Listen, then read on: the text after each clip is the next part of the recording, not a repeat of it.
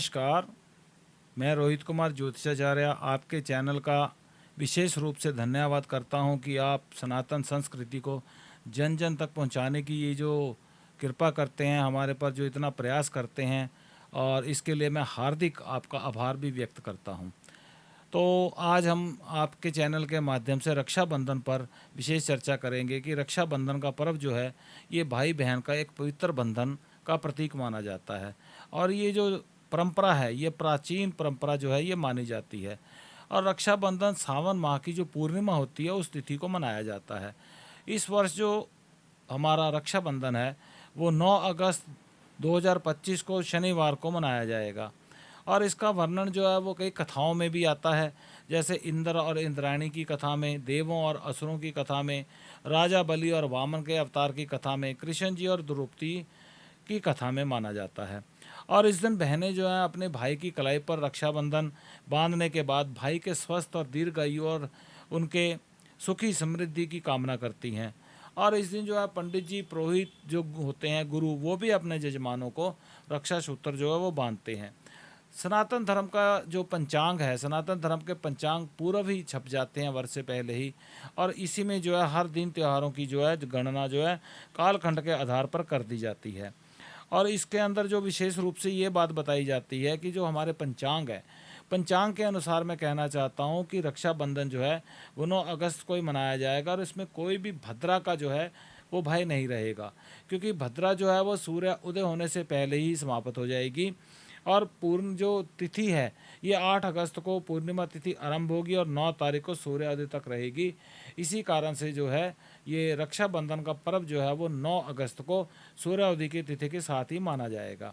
और विशेष करके जो इसका शुभ मुहूर्त है, सुबह 5:47 से लेके दोपहर 1:24 तक इसका जो है शुभ मुहूर्त रक्षाबंधन का रहेगा। और इसकी जो अवधि है वो 7 घंटे 37 मिनट तक रहेगी। अभिजीत मुहूर्त जो है वो दोपहर 12 बजे से आरंभ होगा और 12:53 तक ये मुहूर्त जो है वो रहेगा। ब्रह्म मुहूर्त जो हमारा रहेगा रक्षाबंधन का, सुबह 4:22 से लेके 5:04 तक रहेगा। और विजय मुहूर्त जो है हमारा दोपहर 2:40 से लेके दोपहर 4 शाम के 4:22 तक रहेगा। गोधूली मुहूर्त जो होता है संध्याकालीन के समय का, वो मुहूर्त शाम को 7:06 से लेके 7:27 तक रहेगा। और विशेष करके ये जो मुहूर्त है हमारा, ये हमारा मुहूर्त संध्याकालीन के समय भी गोधूली में रहेगा और पूरा दिन 9 तारीख को जो है ये मुहूर्त जो है ये बना रहेगा। इसका कोई भद्रा का जो प्रभाव नहीं रहेगा। जो भद्रा का प्रभाव जो पाताल, स्वर्ग और पृथ्वी में रहता है, इसलिए रक्षाबंधन जो है 9 अगस्त को पूरा दिन मनाया जा सकता है। विशेष रूप से जो इस पर्व के ऊपर जो योग बन रहे हैं, ग्रहों से संबंधित, नक्षत्रों से संबंधित जो योग बन रहे हैं, ये योग भी जो हैं ये विशेष रूप से इस पर्व को अत्यधिक मंगलमय बनाएंगे। बहनें अपने भाइयों की कलाई पर रक्षा सूत्र बांधने के बाद जो परंपरा निभाती आ रही हैं, और भाई भी अपनी बहन को वचन देते हैं सदा उसकी रक्षा करने के लिए। और रक्षाबंधन जो है, अभी मैंने बताया कि गुरुओं से और परिवार की छोटी कन्याओं से और ब्राह्मणों से भी जो है वो रक्षाबंधन जो है बंधवाया जा सकता है। विशेष करके इस पर्व में जो है सनातन धर्म के अंदर इस पर्व के ऊपर विशेष कई घरों के अंदर अलग अलग प्रकार के व्यंजन जो है वो बनाए जाते हैं। और इस रक्षाबंधन के उपलक्ष्य में भी परिवारों के अंदर जो है बहुत से व्यंजनों का निर्माण जो है वो किया जाता है। और इसके अंदर जो यमुना ने अपने भाई यमराज को राखी बांधी और यमराज जी ने अपनी बहन को सदा ही अमरता रहने का वरदान दिया।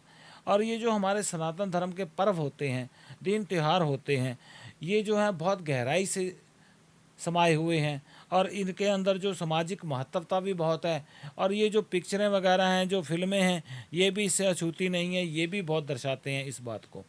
और विशेष करके हमारा जो रक्षाबंधन का पर्व जो रहता है, हमारे सनातन धर्म के जितने भी दिन त्यौहार जो रहते हैं, ये नई ऊर्जा जो है, नई स्फूर्ति प्रदान करते हैं। इस पर्व पर जो है विशेष रूप से किसी भी धर्म स्थान पर दान करना, पुण्य करना जो है, इस पर्व का प्रभाव जो है वो और बढ़ा देता है।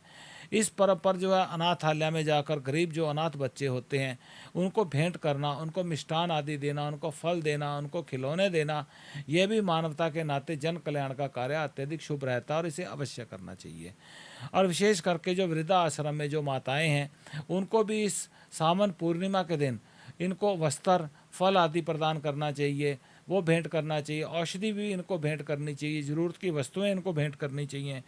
इससे जो है वो हमारे सनातन धर्म की जो विशेषता है वो भी उभर कर सामने आती है। और दिन त्यौहार जो पर्व होते हैं वो भी हर्षोल्लास से मनाए जाते हैं। और मानव के चेहरे पर खुशी लाना ही जो है वो मानवता का धर्म है। मैं रोहित कुमार ज्योतिषाचार्य आपके चैनल के माध्यम से सभी देखने वालों को रक्षाबंधन की हार्दिक शुभकामनाएं देता हूं। नमस्कार।